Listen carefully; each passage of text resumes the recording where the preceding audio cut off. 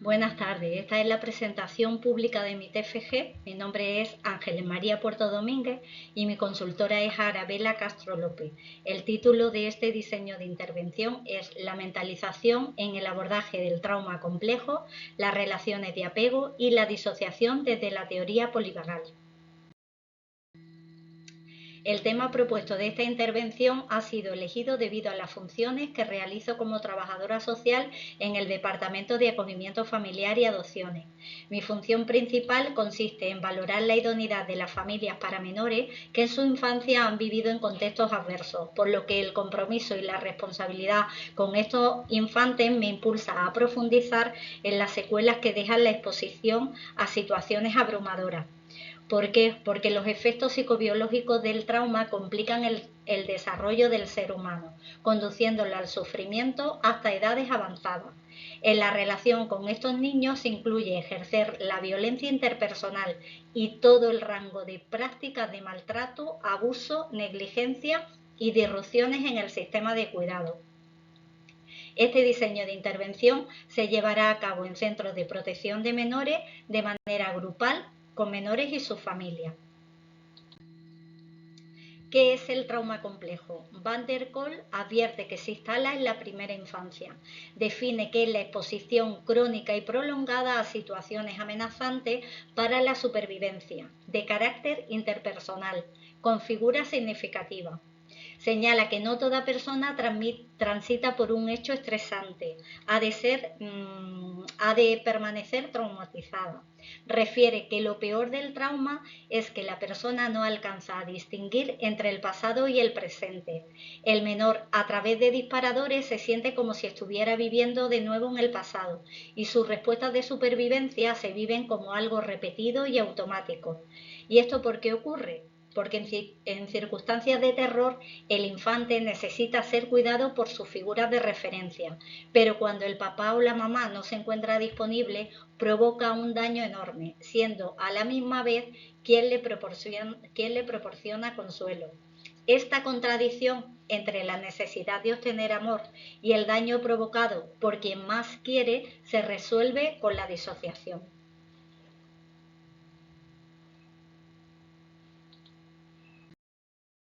¿Qué es el apego? Bowlby formuló la teoría del apego basándose en menores residentes en centros de protección.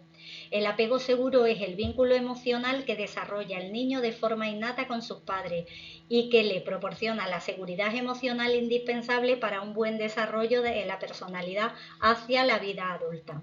Se establecen distintas formas de apego y existe una correlación entre el apego seguro y la capacidad de autorregulación emocional.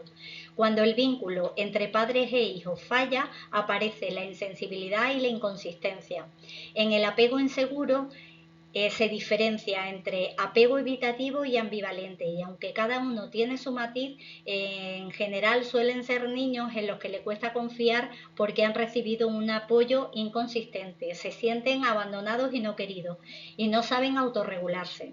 En el apego desorganizado los niños tienen una necesidad constante de ser queridos, se adaptan por miedo a que le abandonen y expresan incesantemente el amor a otro. Señalamos a Mary Ainsworth, que subrayó en La situación extraña que la sensibilidad y la predictibilidad que brinda el cuidador causa confianza en los niños. Se señalaron también los modelos operantes internos, que son esquemas internalizados del sujeto que ayudan a entender situaciones.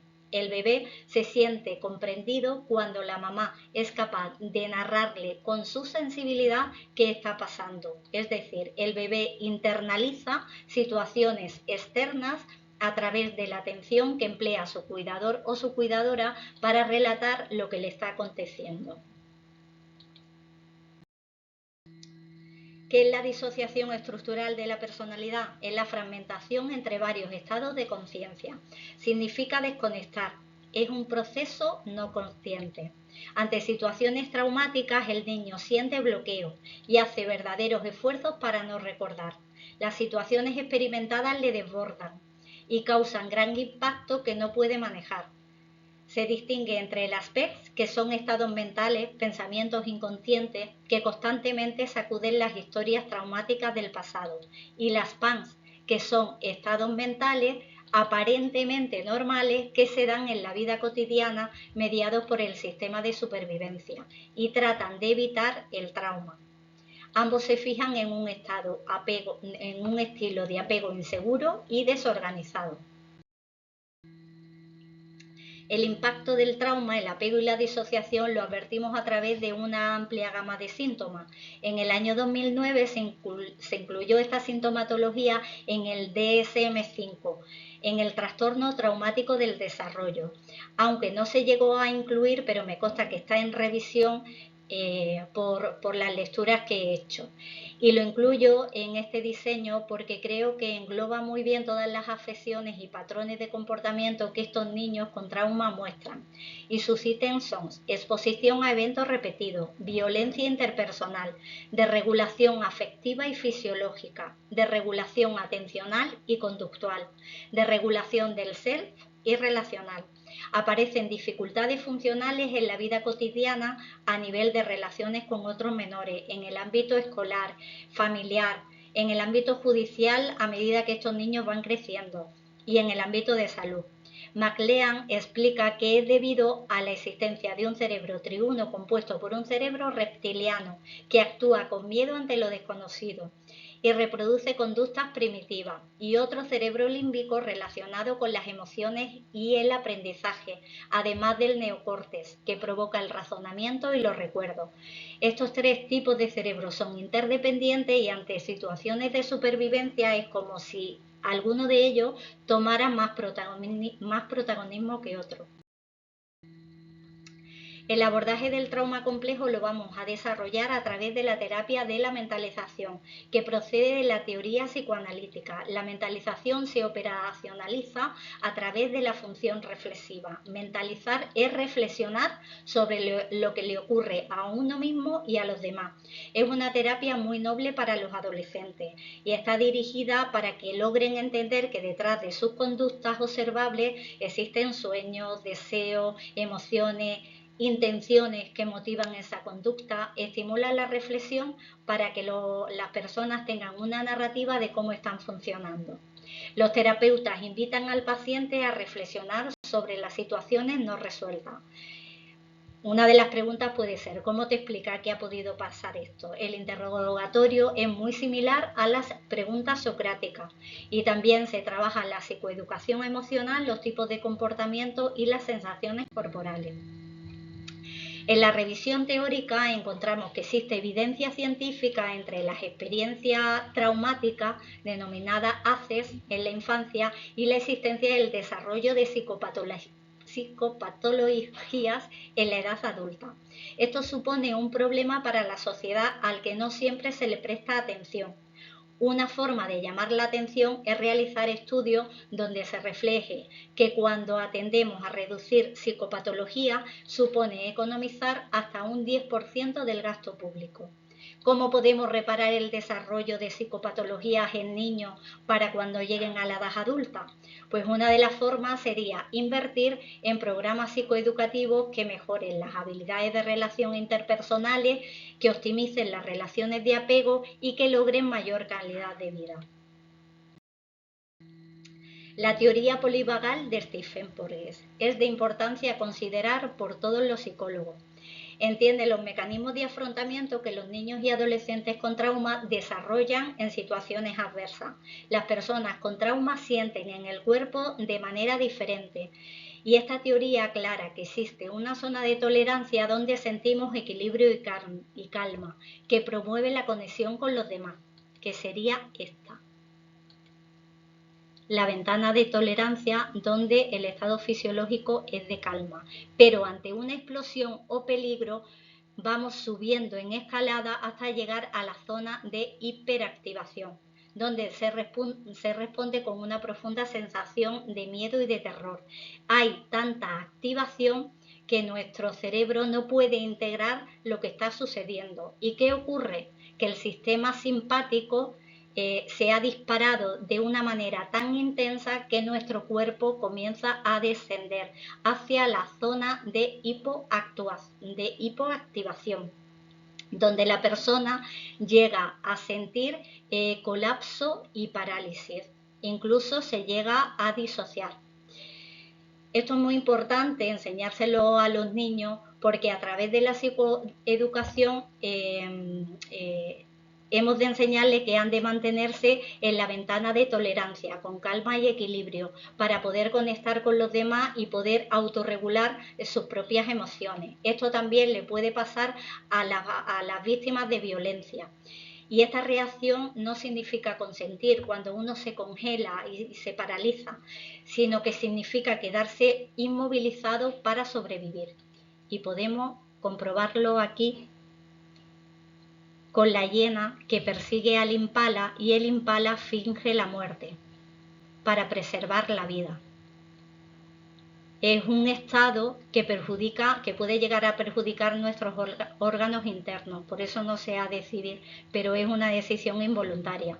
El impala, cuando ve que la hiena se aleja, aprovecha para marchar. Y esto es muy importante que lo sepamos, ¿no? Los participantes de este método se seleccionaron a través de un muestreo no probabilístico por conveniencia.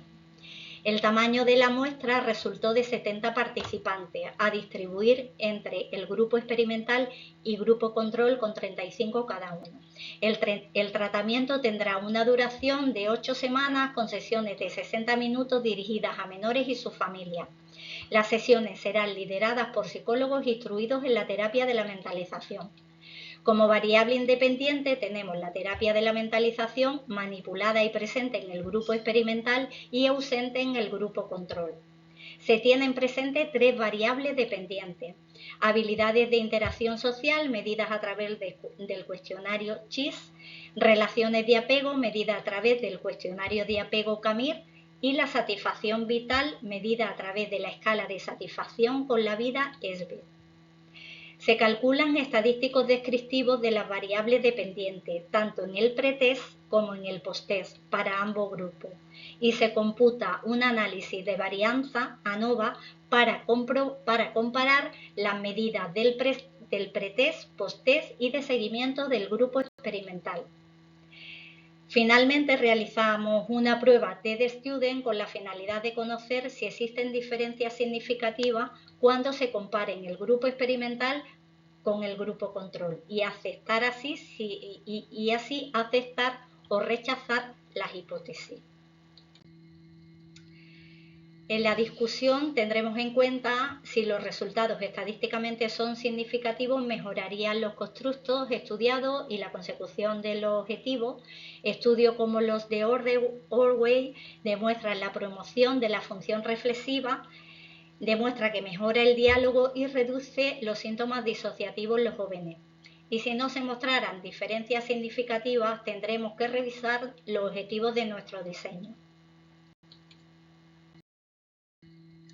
Como conclusiones tenemos para aportar que la terapia de la mentalización provee de una técnica válida en el ámbito clínico, considerando la teoría polivagal. Las limitaciones van encaminadas en que no se evalúa el efecto de la intervención en los familiares para determinar si en ellos ha sido efectiva también o no la terapia de la mentalización. Queda pendiente la elaboración de instrumentos que observen el estilo de conversaciones adolescentes en comparación con la adulta, que es muy diferente. Y en la continuidad debemos de seguir ahondando en la terapia de la mentalización para reducir efectos negativos del trauma. Aquí aparecen las referencias utilizadas en este trabajo.